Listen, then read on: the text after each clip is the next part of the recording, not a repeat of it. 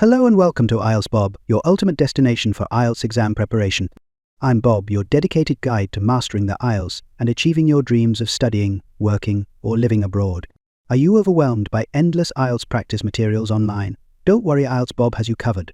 Here you'll find top-quality practice tests and expert tips to sharpen your reading skills and boost your confidence for exam day. In today's video, we'll dive into an IELTS short listening practice test with answers. Whether you're just starting your IELTS journey or striving for a perfect score, this video is tailored to help you succeed. If you find this helpful, don't forget to like, subscribe, and hit the notification bell to stay updated with the latest IELTS tips and practice materials from IELTS Bob. Let's unlock your potential and make IELTS success your reality.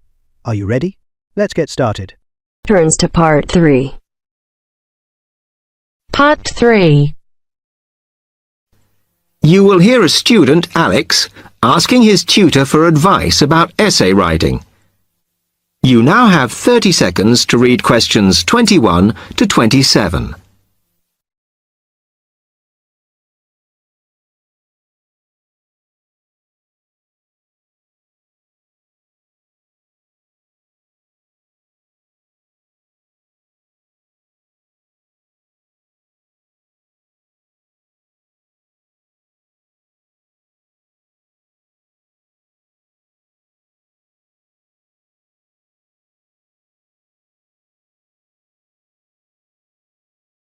Now listen carefully and answer questions 21 to 27.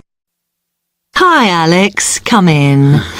I gather you wanted some help with writing essays. Yes, I'm finding this first term difficult, and I'm worried about the assignments we have to do for January.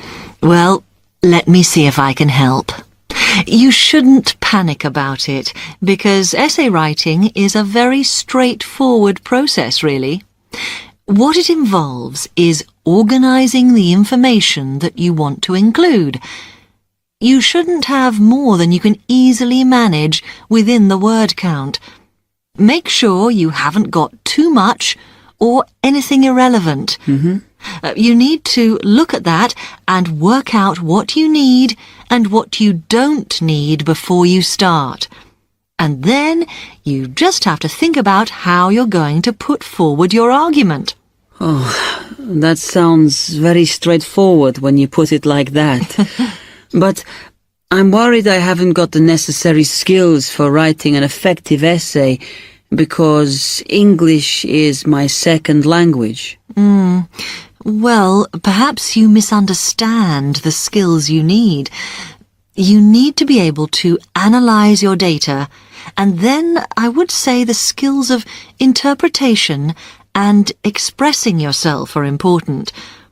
Perhaps it's this last one that bothers you, but the more essays you write, the more you will develop these skills. Yes, and I don't quite know how to improve at that. Though, as you say, I know practice will help. And I need to make sure I've got everything ready before I start. Yes. What is vital to good essay writing is preparation. So make sure you build in enough time to do the research you need. Are there any other sources I can use to help me with essays? Yes. You should go to the library and look through the reference section, because there are books that focus on the style we use in academic writing, and those will help you a lot. The other thing that you should think about is what happens when you've actually written your essay. Too many students just complete their work and hand it in, whereas what you should be doing is making sure that you edit it as thoroughly as possible. Oh, yes, that's a good idea. Then I'd pick up any mistakes and also see if it reads logically. Exactly. The other thing is, again, what a lot of students do is get their essays back, look at the marks, then just file it away.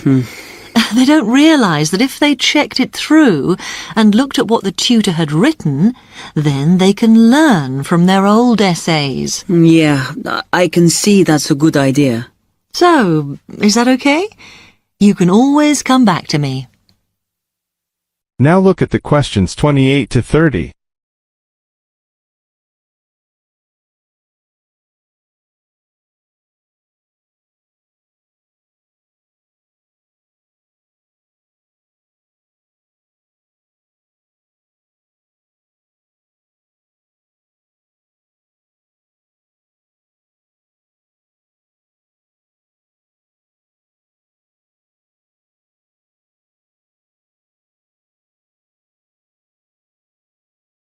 Now listen carefully and answer questions 28 to 30.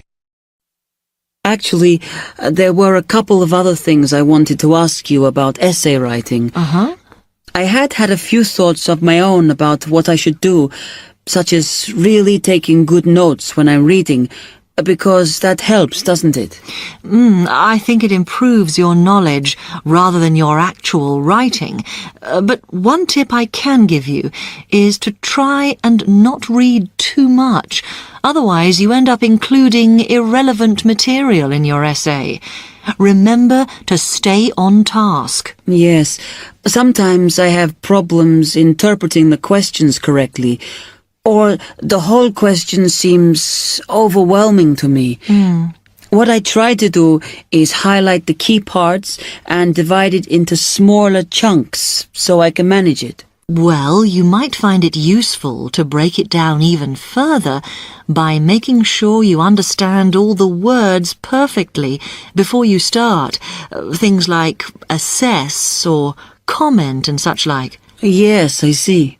Sometimes, after an objective analysis, the question actually asks you for a subjective opinion, but you must remember to support your arguments if that's the case. One final comment I can make is about using your own words. You must try to do this as far as possible. You're expected to summarize what you've read, not just string together a list of quotations. In fact, you shouldn't have too many. Just use them where it's really important. Okay, thanks. Do you read other students' essays when you've finished? No. Why? Is that a good idea? Well, you can confuse each other, so I'd advise against it. But it's up to you. Okay. Thanks very much for your time.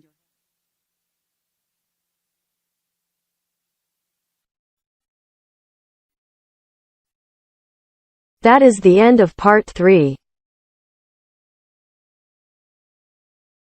You now have half a minute to check your answers. If you enjoyed this video or found it helpful, consider supporting the channel by buying me a coffee. There's a link in the description. You can also check out our books in the store. Thanks so much for your support. IELTS Bob.